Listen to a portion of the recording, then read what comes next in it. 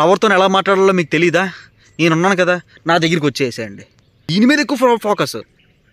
ఇది విను friends, welcome back to new video. Friends, ఈరోజు ఈ వీడియోలో వచ్చేసరికి చాలా ఇంట్రెస్టింగ్ టాపిక్ అండి. ముందైతే లైక్ చేయండి.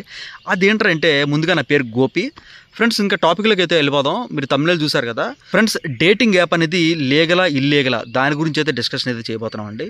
నేను ఇన్స్టాగ్రామ్ అయితే ఓపెన్ చేస్తాను అనమాట. ఇన్స్టాగ్రామ్ ఓపెన్ చేసి స్క్రోలింగ్ చేసుకుంటూ వెళ్తున్నాను. నా ఫేవరెట్ ఫాలోవర్, మీ అందరికీ కూడా చాలా పరిచయం అనమాట. ఆ అమ్మాయి ఏంటంటే రొయ్య చేప కాదండి, ఫోన్లోని ఫ్రెండ్ యాప్ ఏమని వేసారా అన్నది. నేను చూసి షాక్ అయిపోయా. ఏంట్రా బాబు, ఇవిడ డేరింగ్ బిజినెస్ అన్నీ వదిలేసి ఫ్రెండ్ యాప్లో ఏమంటుంది ఏంటి అని చెప్పి నాకు అర్థం కాలే. నెక్స్ట్ ఇంకా స్క్రోల్ డౌన్ చేస్తుంటే నాకు యాప్స్ గురించే వస్తున్నాయి. దోస్తీ యాప్ ఒకటి, నెక్స్ట్ నీతు యాప్ ఒకటి. నాకు ఒకటి అర్థం కావట్లేదు, ఈ ప్రమోట్ చేసిన వాళ్ళందరంటే సోషల్ మీడియా ఇన్ఫ్లుయెన్సర్లు అందరూ ప్రమోట్ చేస్తున్నారు.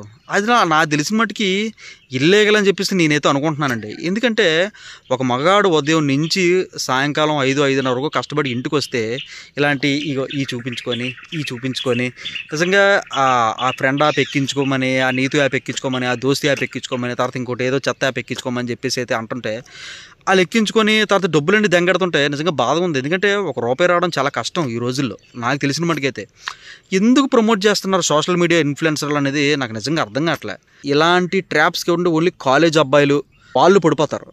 నిజంగా ఇది డబ్బులు నిలువు దోపిడీ అండి. నిజంగా అయితే ఐటీ డెవలప్మెంట్ అయ్యింది, అది డెవలప్మెంట్ అయ్యింది, ఆంధ్రప్రదేశ్కి ఇది తెచ్చాము అది తెచ్చాము అని చెప్పేసి అయితే అంటున్నారు. కానీ కాకపోతే ఇలాంటి యాప్స్ ఉన్నట్టు ప్రభుత్వానికి తెలీదా? కొద్దిగా తగ్గుంటాడు చూసారా, అమ్మాయిల మీద ఇంట్రెస్ట్ ఉన్నోడి దగ్గర డబ్బులు తెంగియాలి అంతే. అమ్మాయిల మీద ఇంట్రెస్ట్ ఎవరికైతే ఉంటుందో వాళ్ళ దగ్గర డబ్బులు తీసుకోవాలి.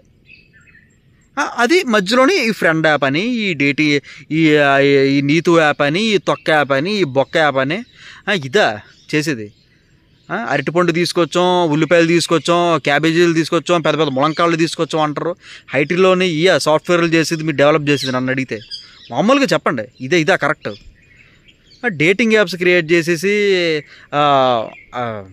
కొద్దిగా అమ్మాయిలతో ఎవడైతే మాట్లాడుకుంటాడు అన్న ఒక పాయింట్, అమ్మాయిని ఒక పాయింట్ యూజ్ చేసుకొని మీరు డబ్బులు దెంగేయడం ఎంతవరకు కరెక్ట్?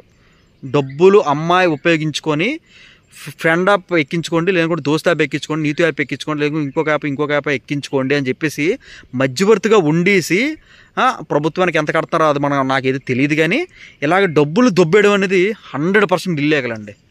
అసలు లీగల్ కాదు, అది ఇల్లీగల్. నేను అడిగితే 100% ఇల్లీగల్. ఎవరైతే సోషల్ మీడియా ఇన్ఫ్లుయెన్సర్స్ ఉన్నారో వాళ్ళు కూడా కొద్దిగా ఆలోచించండి. రొయ్య చేప బిజినెస్ కాదు, ఫోన్లో ఫ్రెండ్ యాప్ వేసారా అని ఒక అమ్మాయి వస్తుంది. నైట్ మీకు నిద్ర పట్టట్లేదా? నైటు 12 అయిందా, లేకుంటే తెల్లారి 2 అయిందా, 3 అయిందా, మీకు నిద్ర పట్టట్లేదా? మీకు ఒక స్నేహం కావాలా, ఒక ఫ్రెండ్ కావాలా? లవర్తో ఎలా మాట్లాడాలో మీకు తెలీదా? నేనున్నాను కదా, నా దగ్గరికి వచ్చేసేయండి, నేను మీకు నేర్పిస్తాను. ఇదే ఏమి నేర్పించదంట?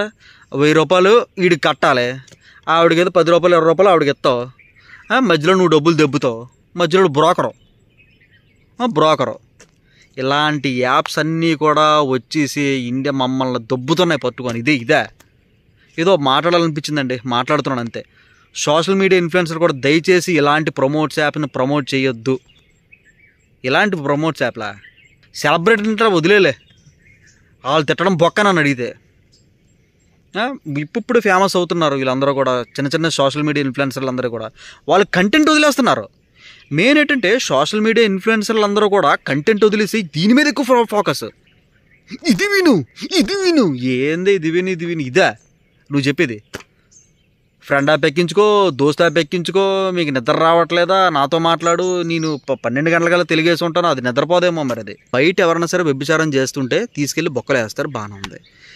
మరి వీళ్ళు చేసేది ఏంటి? మరి వీళ్ళు చేసేది కూడా వ్యభిచారమే కదా.